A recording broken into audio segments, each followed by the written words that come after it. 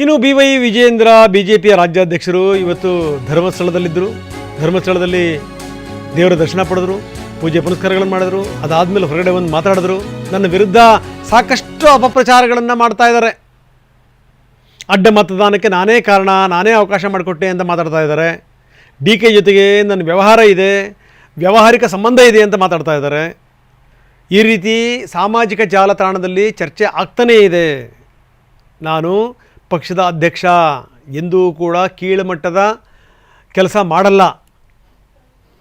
ನನ್ನ ಮತ್ತು DK ನಡುವೆ ಯಾವುದೇ ವ್ಯಾವಹಾರಿಕ ಸಂಬಂಧ ಇಲ್ಲ, ಆತ್ಮೀಯತೆ ಇಲ್ಲ ಅಂತ BJP ರಾಜ್ಯಾಧ್ಯಕ್ಷ ವಿಜಯೇಂದ್ರ ಧರ್ಮಸ್ಥಳದ ನೆಲದಲ್ಲಿ ನಿಂತು ಸಾರಿದರು. ಪ್ರಚಾರಗಳು ಅವತ್ತು ಕೂಡ ಆಯಿತು, ಇವತ್ತು ಕೂಡ ಆಗ್ತಾ ಇದೆ. ಒಂದು ಜವಾಬ್ದಾರಿ ಸ್ಥಾನದಲ್ಲಿ ನಿಂತು ನಾನು ಮಾತನಾಡ್ತಾ ಇದ್ದೇನೆ. ಈ ಒಂದು ಪವಿತ್ರ ಕ್ಷೇತ್ರದಲ್ಲಿ ನಿಂತು ನಾನು ಮಾತನಾಡ್ತಾ ಇದ್ದೇನೆ. ನಾನು ಏನು ಮಾತನಾಡ್ತಾ ಇದ್ದೇನೆ ಅಂತಕ್ಕಂಥ ಅರಿವು ಕೂಡ ನನಗಿದೆ. ಏನು ಅಡ್ಡ ಮತದಾನ ಆದಾಗ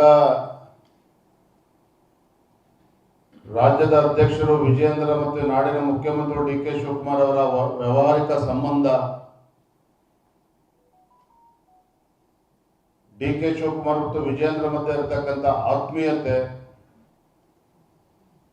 ಎಲ್ಲೋ ಒಂದು ಕಡೆ ನಾನೇ ಅಡ್ಡ ಮತದಾನಕ್ಕೆ ಅವಕಾಶನ ಮಾಡಿಕೊಟ್ಟಿದ್ದೇನೆ ಅನ್ನುವ ಆರೋಪಗಳು ಕೂಡ ಸಾಮಾಜಿಕ ಜಾಲತಾಣಗಳಲ್ಲೂ ಕೂಡ ಚರ್ಚೆ ಆಗ್ತಾ ಇದೆ. ಪತ್ರಿಕಾ ಮಾಧ್ಯಮಗಳಲ್ಲೂ ಕೂಡ ಚರ್ಚೆ ಆಗ್ತಾ ಇದೆ. ಈ ಚರ್ಚೆಗೆ ಗ್ರಾಸ ಆಗಿರ್ತಕ್ಕಂಥದ್ದು ನಮ್ಮವರೇ ಅನ್ನೋ ಅರಿವು ಕೂಡ ನನಗಿದೆ. ಆದರೆ ನಾನಿವತ್ತು ಸ್ಪಷ್ಟಪಡಿಸ್ತಾ ಇದ್ದೇನೆ, ನಮ್ಮ ಪ್ರಧಾನಮಂತ್ರಿಗಳು ನರೇಂದ್ರ ಮೋದಿಜಿಯವರು, ಅಂದಿನ ರಾಷ್ಟ್ರೀಯ ಅಧ್ಯಕ್ಷರು ಅಮಿತ್ ಶಾಜಿಯವರು ಮತ್ತು ಎಲ್ಲ ಹಿರಿಯರ ಒಂದು ಆಶೀರ್ವಾದದಿಂದ ಇಷ್ಟೆಲ್ಲ ಹಿರಿಯರ ನಡುವೆ ಇಂಥ ಜವಾಬ್ದಾರಿ ಕೊಟ್ಟಂತ ಸಂದರ್ಭದಲ್ಲಿ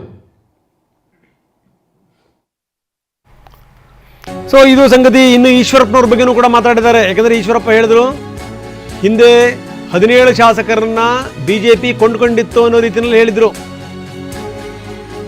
ಅದಕ್ಕೆ ಹೇಳ್ತಾರೆ, 17 ಶಾಸಕರು BSY ಮೇಲೆ ನಂಬಿಕೆ ಇಟ್ಟು ಬಂದರು. 17ರ ಪೈಕಿ 15 ಮಂದಿ ಗೆದ್ದು ಬಂದರು, ಮತ್ತೆ ಶಾಸಕರಾದರು. ಈ ರೀತಿಯೆಲ್ಲ ಹಿರಿಯ ನಾಯಕರು ಸ್ಟೇಟ್ಮೆಂಟ್ ಕೊಡಬಾರ್ದು. ಆಗ ಇದೇ ಈಶ್ವರಪ್ಪ ಗ್ರಾಮೀಣಾಭಿವೃದ್ಧಿ ಸಚಿವರಾಗಿ ಎಂಜಾಯ್ ಮಾಡಿದರು. ಈಗ ಈ ರೀತಿ ಹೇಳ್ತಾ ಇದ್ದಾರೆ, ಇದು ಸರಿಯಲ್ಲ ಅಂದಿದ್ದಾರೆ ವಿಜಯೇಂದ್ರ. ಮೊನ್ನೆ ಹಿರಿಯರಾಗಿರುವಂತಹ KS ಈಶ್ವರಪ್ಪನವರ ಹೇಳಿಕೆ ಅನೇಕ ನಮ್ಮ ಶಾಸಕರು ಬೇಸರದಿಂದ ದೂರವಾಣಿ ಕರೆ ಮಾಡಿದ್ರು. ಬಹುಶಃ ಈಶ್ವರಪ್ಪನವರು ಮರ್ತಿರ್ಬೋದು, ಏನು ಹಿಂದಿನ ಸರ್ಕಾರ, ಸಿದ್ದರಾಮಯ್ಯ ನೇತೃತ್ವದ ಸರ್ಕಾರ 5 ವರ್ಷಗಳ ಕಾಲ ಆಡಳಿತ ನಡೆಸಿತು. ರಾಜ್ಯದಲ್ಲಿ 18ಕ್ಕೂ ಹೆಚ್ಚು ಹಿಂದೂ ಕಾರ್ಯಕರ್ತರ ಬರ್ಬರ ಹತ್ಯೆ ಆಯಿತು. ನೂರಾರು ಸಾವಿರಾರು ಕಾರ್ಯಕರ್ತರ, ಭಾಜಪ ಕಾರ್ಯಕರ್ತರು ಹಿಂದೂ ಕಾರ್ಯಕರ್ತರ ಮೇಲೆ ಮೊಕದ್ದಮೆಗಳನ್ನು ಹಾಕಿ, ಕ್ರಿಮಿನಲ್ ಕೇಸಸ್ನ ಹಾಕಿ ಅವರನ್ನು ಕುಗ್ಗಿಸುವಂತ ಕೆಲಸವೂ ಕೂಡ, ಷಡ್ಯಂತ್ರವೂ ಕೂಡ ಅಂದಿನ ಕಾಂಗ್ರೆಸ್ ಸರ್ಕಾರದಲ್ಲಿ ನಡೀತು.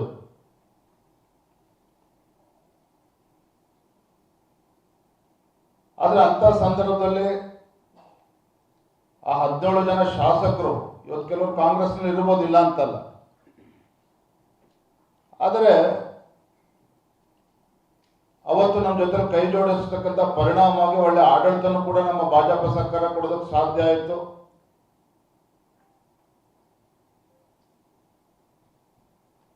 ನೂರಾರು ಸಾವಿರಾರು ಕಾರ್ಯಕರ್ತರಿಗೆ ವಿವಿಧ ನಿಗಮಗಳಲ್ಲಿ ಅವಕಾಶ ಸಿಕ್ತು.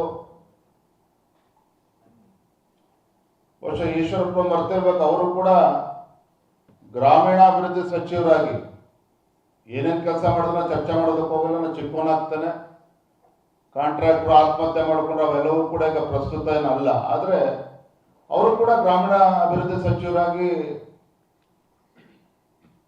ಎಂಜಾಯ್ ಮಾಡಿದ್ರು, ಇಲ್ಲ ಅಂತೇನಿಲ್ಲ. ಅದು ಇವೆಲ್ಲವೂ ಕೂಡ ಮರ್ತೋಗಿದೆ.